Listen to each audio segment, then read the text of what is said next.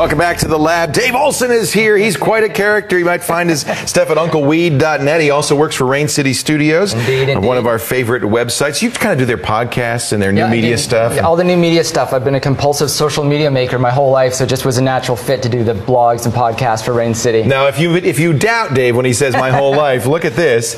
Was this your little zine? Yeah. How old were you when you did this? The Pig Express. I was 8 years old in Surrey with a subscriber count of 35, but this was on a ditto machine. This was on a ditto machine that had that great smell. Now, young kids might not know, but they had this great smell, and church newsletters and stuff like that were made on these. The way this thing worked, it was really it's funny. I I would love to see one of these again. A round cylinder and a weird kind of carbon thing. You put it on this. You would type on a special kind of paper, and it would kind of punch holes in the paper, and then you could run it through this thing, and you could print out copies, but they would get weaker and weaker and weaker and weaker, and eventually, so you could only really probably do 35. And then you had to fill it up with this liquid toner stuff, so it's very complicated. And everything was kind of blue. But you know, now, this is very retro feeling. Yeah, and I guess that's the point of this, is that this stuff never dies. It never does. Yeah. And so many people toss it out, they move out of their mom's house and they toss it all out. I managed to hold on to this stuff in boxes and storage sheds over the last bunch of years while I was traveling the world. And now with my,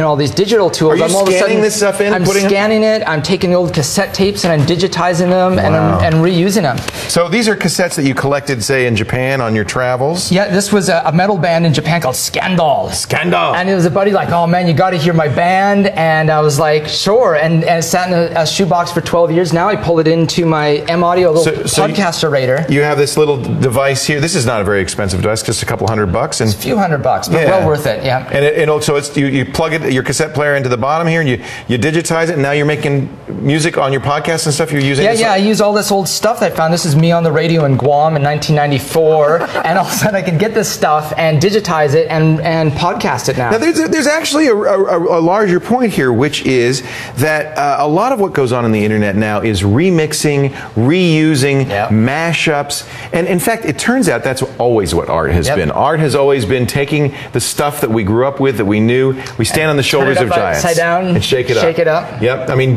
when Disney made Cinderella, he was using old fairy tales. Of course, now the Disney Corporation and its copyright laws are kind of making it hard for people to do this. Fortunately, you have a lot of content of your very own that you can reuse. Did I crush the Pig Express? Oh, I hope not. No, this is issue 1, but what you hit on there is really what got me thinking about this. I scanned this and I put it up on Flickr, and my buddy Brad was like, hey, your blog's looking a little bit dated there. And I started thinking about, well, this plus RSS, what's really the difference between that? Wouldn't that be a good design for a blog? Make a blog look like a ditto sheet. Have a lovely font there and have that smudge. It's all in Courier. But I wasn't just stuck in ditto. I did move on to Xerox and made some punk rock fanzines. Now, these were big. The zines were big in the 70s with copy machines. Yeah, in for the me 80s. It was more like the 80s. Yeah, but, well, you were kind of retro even then. But what I really found is, I'd go into my parents' real estate office and run these off after hours, and it turned out they were counting by click. Yeah, let's just say I had to do a lot of paper routes to pay for these.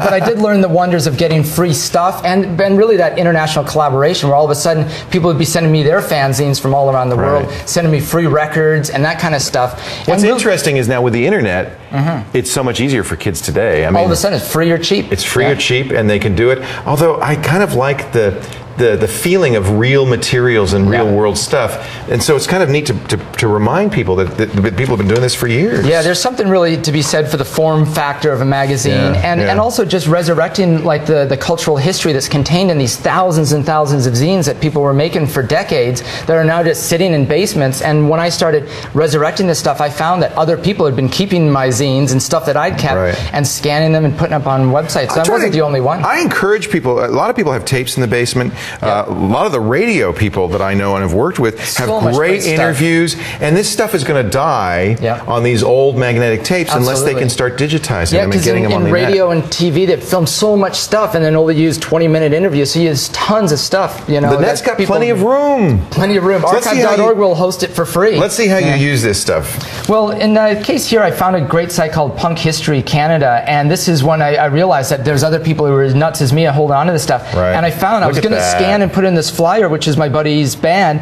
opening for DOA in Surrey, which is a pivotal moment for a young punk. And other people had already scanned this and put this in. And I was like, wow, I wonder whatever happened to that guy who made this fanzine. And sure enough, here's this fanzine, Terminally Stupid. That's the other thing the net has changed, is because it's easy to search for anything, you can find this stuff. All that stuff I thought was hidden. Secret. And as far as the podcasts go, you know, I use all you need is some server space, which is free or cheap, and then a free WordPress.com blog. And then I take this little recorder device with the little handy mic here. I go everywhere, and whether it be just talking about what's going on, I do a lot of traveling through work and stuff. So I'll be like, here I am in London. It's 3 in the morning and it's raining, and then take that home and mash it up with this old jazz cassette tape that a friend made that's gone with me to literally 14 countries. He recorded in 1991. It's still alive, but I'm glad I have it digitized now. I think a lot of people are nervous about putting themselves out because they feel like they can't do a polished product. So this kind of stuff is inspiring.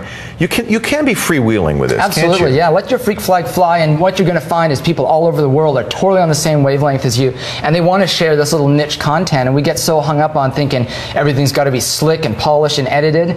Not really. No, not in really. fact, I think the audience doesn't want that. What they want is authenticity. They don't want it to be packaged and canned and chewed up. They want to see it the real unfiltered way. Yeah, and there's unlimited time and space out there, so let the whole thing roll and express yourself, and don't be afraid of the cost. There's really no excuses anymore. You don't have to pay for Xerox copies. You don't have to use the old ditto machine. Just get yourself some free tools and have some fun with it, because everyone's got something to say, for sure. I tell you, Dave, obviously you do, and there's so much great stuff. Where can I guess UncleWeed.net's the place to start. Yeah, it's kind of a library for all my writing projects, and I do a heap of podcasts and everything from poetry to discourse on hockey. So you'll find something you might enjoy there. But I love sharing this stuff and these conferences around town as well. The freedom that you have, that you found to just do it. It's really revolutionary. Yeah, and I want you to communicate that out to everybody who's watching. It's okay, just do it. Have that freedom. It's a brand new renaissance, and I think I'm ready. Yeah, that's exciting. Thank you so much for being here. Dave Olson is a writer, producer, zine author. You can find more at UncleWeed.net or on our website, labwithleo.com. Excellent stuff. Thanks for coming by. I really appreciate it. It's fun to see these artifacts of an earlier era and how it's translated really to the modern age very, very well. All right, we're going to take a break. Come back in a little bit. We've got dual Zunes. We're going to get them talking to one another. I see that Warren's working frantically on that, and a whole lot more coming up in just a little bit. You stay right here. The Lab continues right after this.